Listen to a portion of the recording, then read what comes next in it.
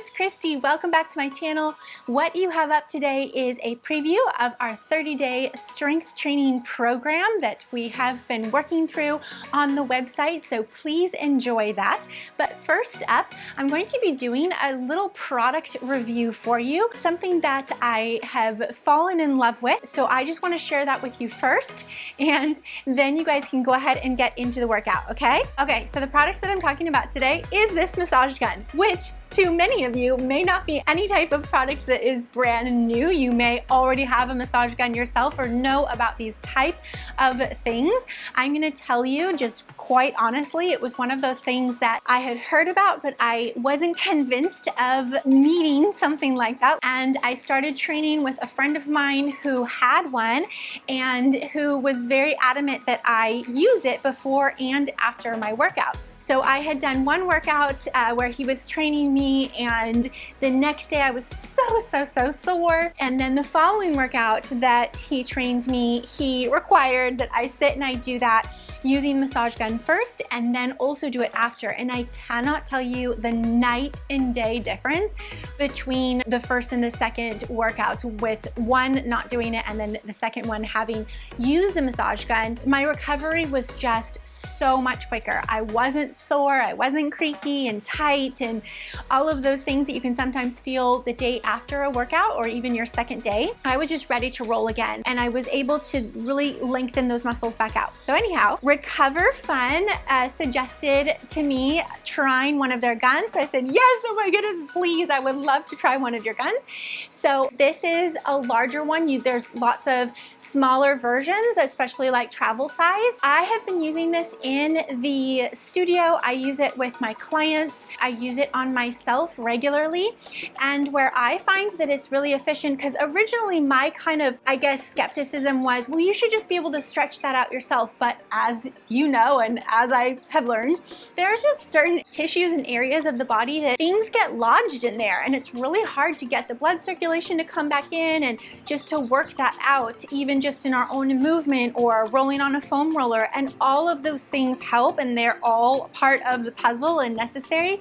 But I really find this an amazing tool, and I will actually tell you that I have been going in and seeing the chiropractor less. So I'm also for that and getting body work done because it's really needed. Sometimes it's just muscular and it isn't an actual alignment issue, and so I'm just a huge now supporter, I guess you could say, of just having this. So this is the regular head. I'm going to show you what the box, this one comes. You've got a lot of different head attachments for this one, so it's made for your neck, just different areas of the body. That's really helpful. This was just kind of the general all over one, which I do tend to use the most. The other thing that I love about this particular massage gun of theirs is that you have 5 different strength levels.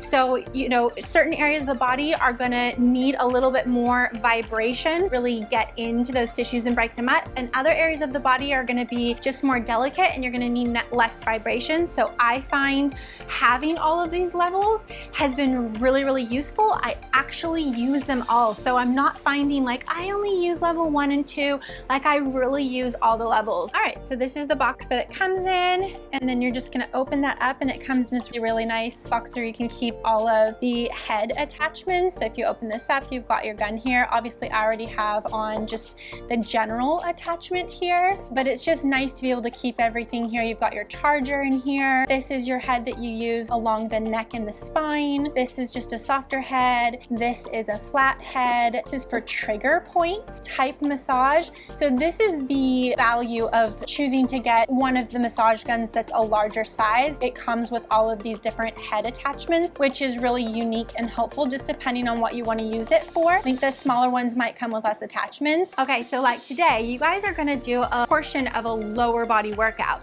So if you were to do a lower body workout and you wanted to use your gun first, what I would suggest is you're going to take it and you're gonna run the inside of the leg. You always wanna be on the muscle tissue, and you're just gonna slowly let it come up the calf and then go back down the calf. You don't actually need to push this into your muscle or tissue. You just wanna hold it lightly on the surface and sort of let it do its work with the pulsations that it has. And you'll feel if there's areas as you go over the tissues in the muscle that maybe need a little bit more work. Maybe you want to sit in on them. This is a great way to start before a lower body workout. And then you can come up here and get the inside of your leg, and you would do the hamstrings as well. And you just don't want to roll on any bony parts, right? And then you could do this right at the end of your workout as well. And it's really amazing the difference, again, like I was saying, just of your recovery afterwards. So yeah, that's my little 2 cents on the massage guns. There's a lot out there. I think RecoverFun is a really great product, and I'm super happy with it. So that's what I would tell you guys. I'm not getting anything from this.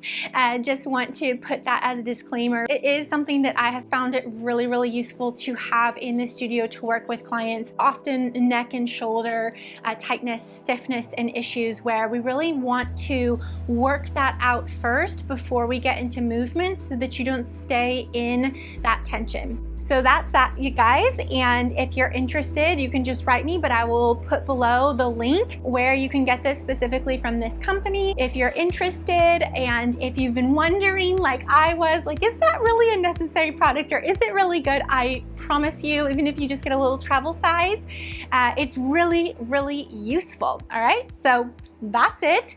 Have fun with your workout. I'll see you at the end. Hey guys, it's Kristi. Welcome to today's workout. We are here for our lower body strength training. So that said, we are going to be fully focused on our lower body. What you need is your mat. You need a booty band or a band that you can loop and tie, and you will need a set of weights. Come down onto the mat, throw on your band around your thighs here, and then lie it all the way down onto your back. All right, so once you're down here, let's lengthen the arms long by your sides. Go ahead and position your feet sit bones apart. Take an inhale here. You're gonna wanna press out just gently into the tension of that strap. So if that means that you take your feet hip width apart, that's fine.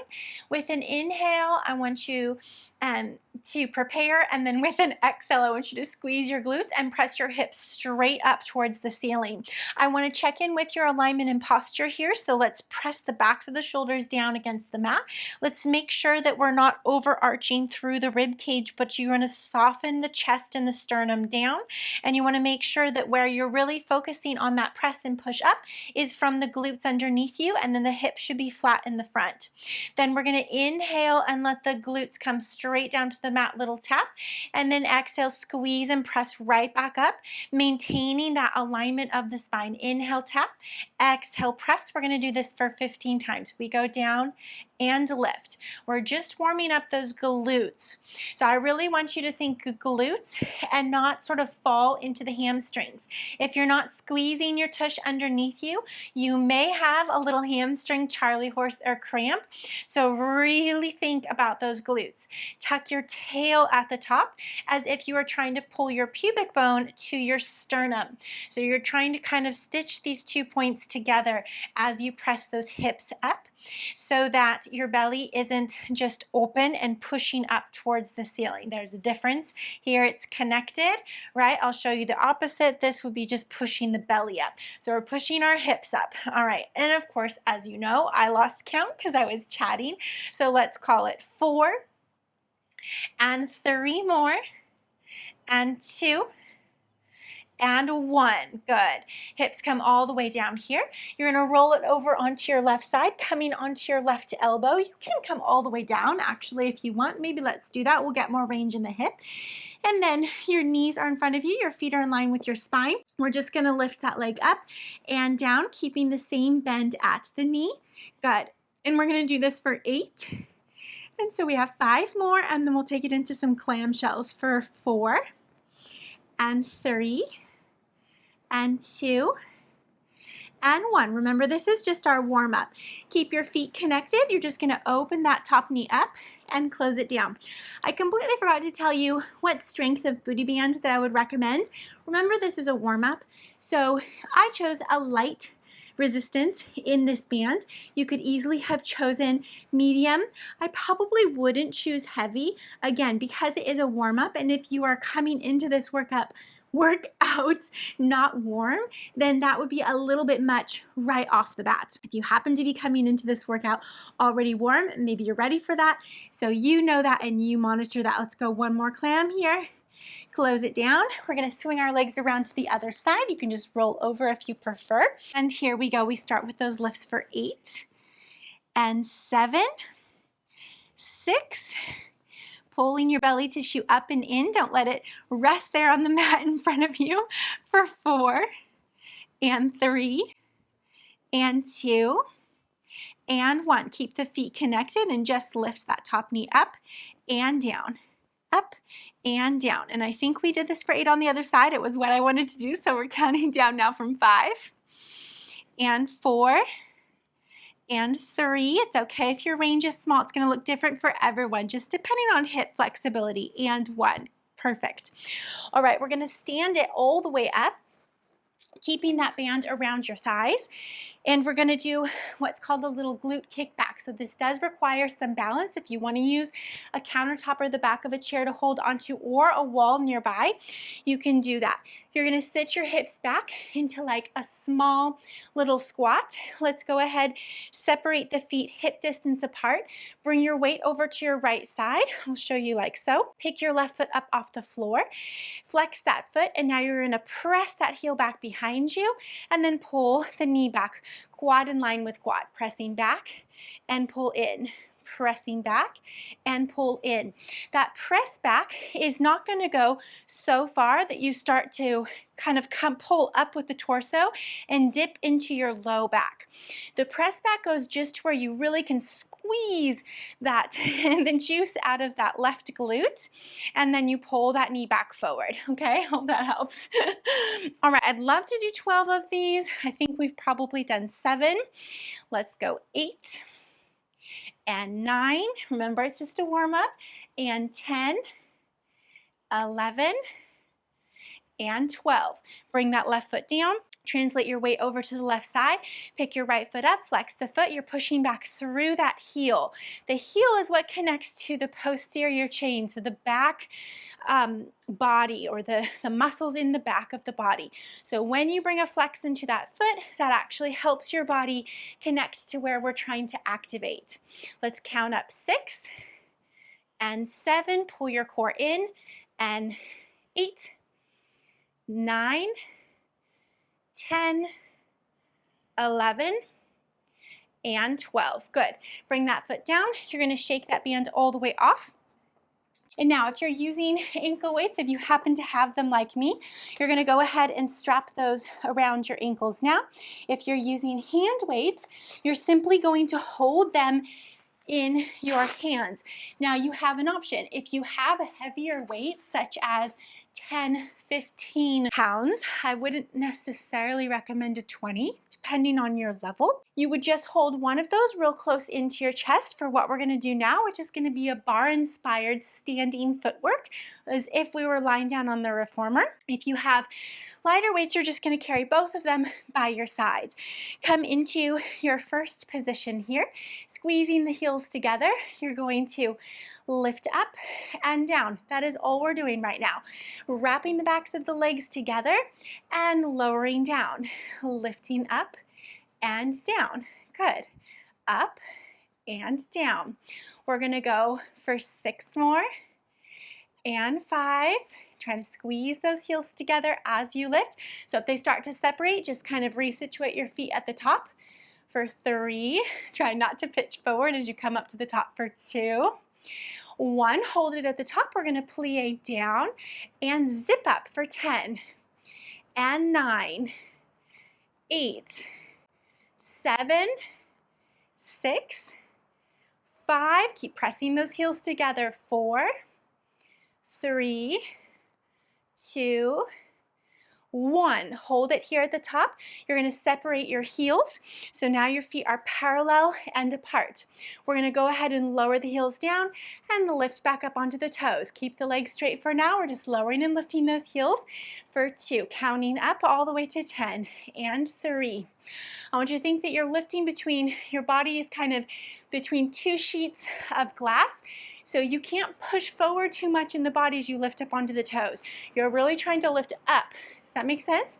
We're going to go for 5, hopefully roundabout. My count's always a rough estimate. 7 and 8 and 9. Holding it up on 10. Reach the arms forward, thumbs up. We're going to plie down and lift up, keeping the heels up the whole time now. For 2 and 3 and 4 and 5. Make sure you straighten those legs all the way at the top. 6. Zipping up the front of the quads for 7 and 8 and 9 and 10. Go back down into this little plie, and now you're going to press the heels down, lift them back up for 10 and 9. Working those calves for 8, 7, 6, 5, 4. Keep the torso upright for 3, 2, 1. Put the heels down, stand it all the way up. We're going to take the feet all the way together here, and we're going to plie down and lift up.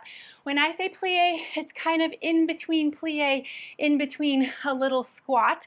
It's hard to, without lifting the heels off of the floor, actually keep the shoulders over the hips. So the hips are sitting back just a little bit. That's it. I want you to squeeze your inner thighs together here. We're going to go for 5, 4, 3, 2, 1. Bring it all the way up. We're going to step it out into a second position. So not as wide as we would go for like squats. We're going to go a little bit more like a dancer second position. So we're going to go down and up, keeping the heels down. That's it. We're going to count down from 8, 7, 6, 5, 4, 3, 2, 1. We're going to lift up onto our toes. We're going to plie down, heels down, lift up. Come to toes, plie, heels down, lift up. Up, plie, heels down, lift up. You've got it. Let's take it for about 6 more here. Woo! Keep that balance. Keep your shoulders over ribs, over hips. Up, plie, heels down, lift up. Up, plie, heels down, lift up.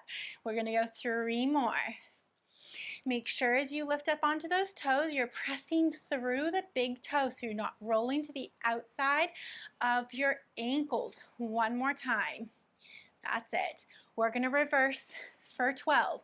We go down, lift the heels, straighten the legs, lower the heels. Plie, heels up, straighten, and down. You've got it. Counting down from 8. That's it.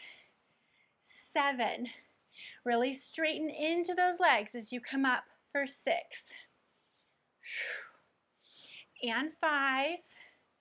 Again, as you lift up onto those toes, making sure you're not rolling to the outside of the ankle. That's 3. Belly in. Last one. And up. Good job.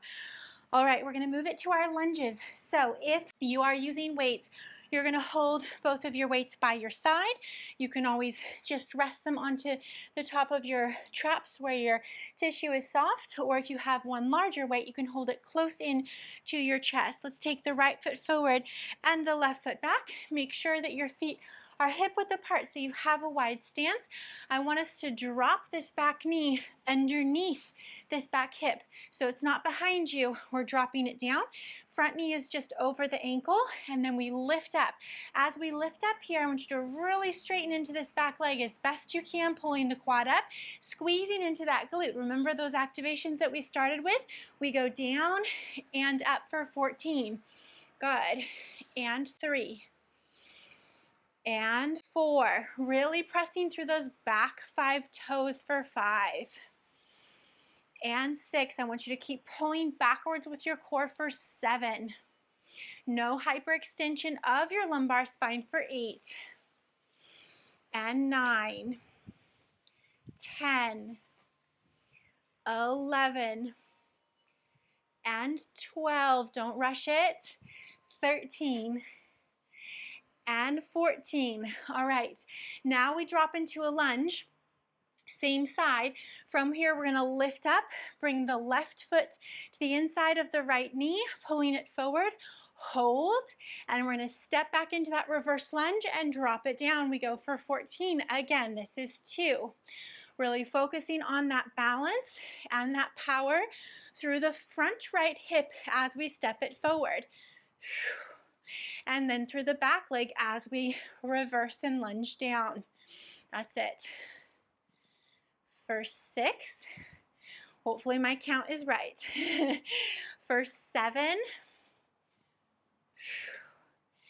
And 8. 9. And 10. 4 more. 11. You can have your hands wherever you want. I always tell you this works for me best, having my hands in prayer. It helps me maintain that midline. That's 14. Step your left foot down nice and wide. And we're going to take that right foot back. We're going to drop down into that lunge, making sure that back knee is really dropping underneath the hip. Front knee's not too far forward of that ankle. We go down, lift up, straighten and squeeze. Really pressing pubic bone forward, pulling the core back. Here we go, down and up. That's 2. And 3. And 4. And 5. 6. And 7. And 8. 9. 10. 11. 12. 13.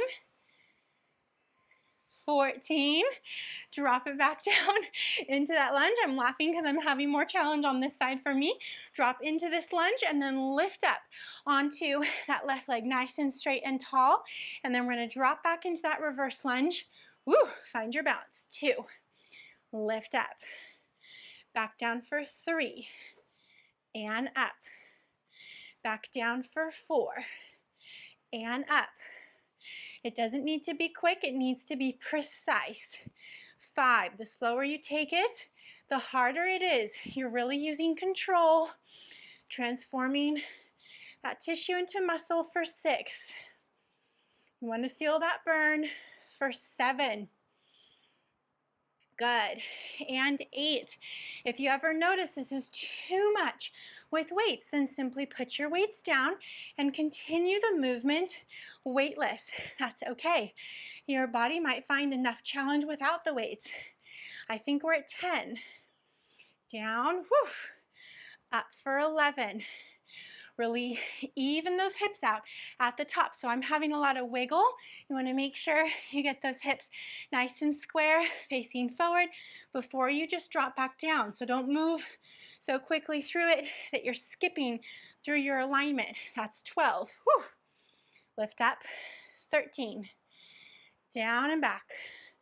Lift up. 14. And step your right foot down. Good job. All right, thanks for moving with me, you guys. If you liked this workout, give it a thumbs up. Don't forget to subscribe so you get a notification each time I upload a new video. Come over to my website at goneadventuring.com if you're interested in more full-length workouts or live classes each week. Join us. Let's do this together at any time from anywhere. I'll see you soon.